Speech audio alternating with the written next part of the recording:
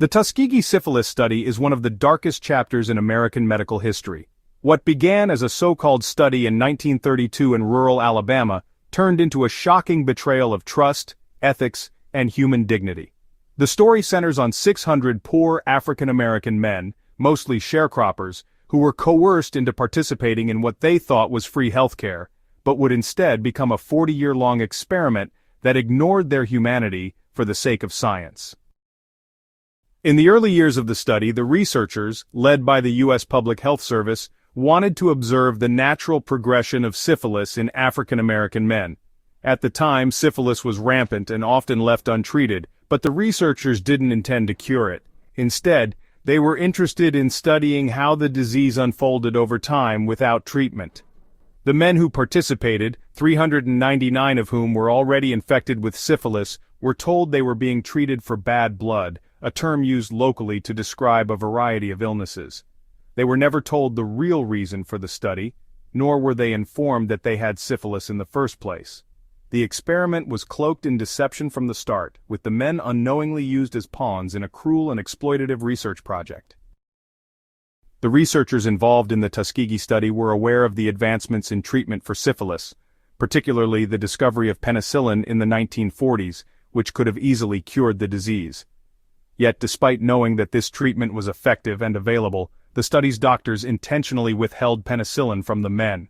The goal, as disturbing as it sounds, was to observe the long-term effects of syphilis without treatment, regardless of the pain and suffering it caused. The men were subjected to painful medical procedures under the false belief that they were receiving proper care. Some were even told they were being given special treatments, but in reality, they were left to deteriorate, with many experiencing severe complications like blindness, heart disease, and neurological damage. The damage extended beyond just the men. Their wives and children were unknowingly exposed to the disease, spreading it further and affecting even more innocent lives. The study continued for decades, hidden from public knowledge, and it wasn't until 1972 that the truth was revealed.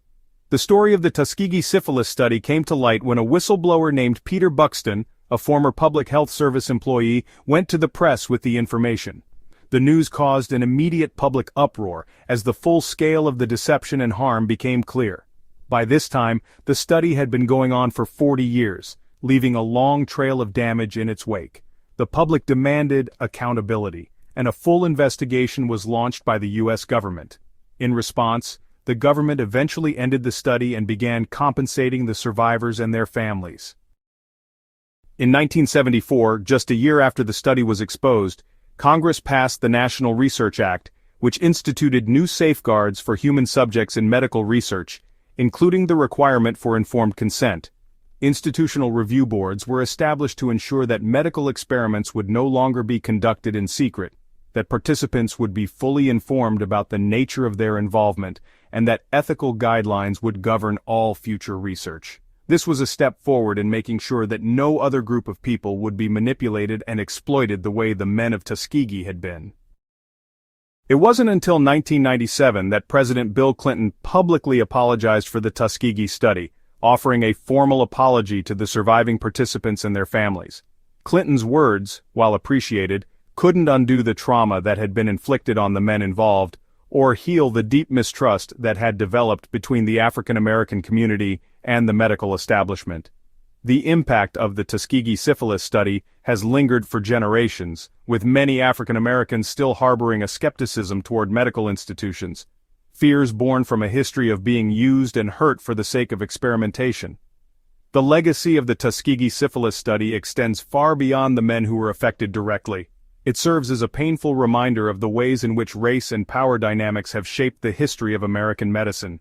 It's a symbol of the need for vigilance, ethics, and transparency in all fields of research, especially when vulnerable populations are involved. The study pushed the U.S. to re-examine its medical practices and forced a reckoning about the importance of patients' rights, consent, and dignity.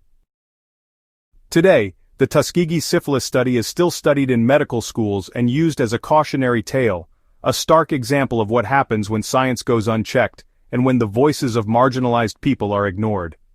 The men who participated in the study never gave their true consent, and yet their bodies were used as tools of research for decades. But their suffering ultimately changed the way the world looks at ethics in medical research, pushing society to embrace stronger protections for human rights.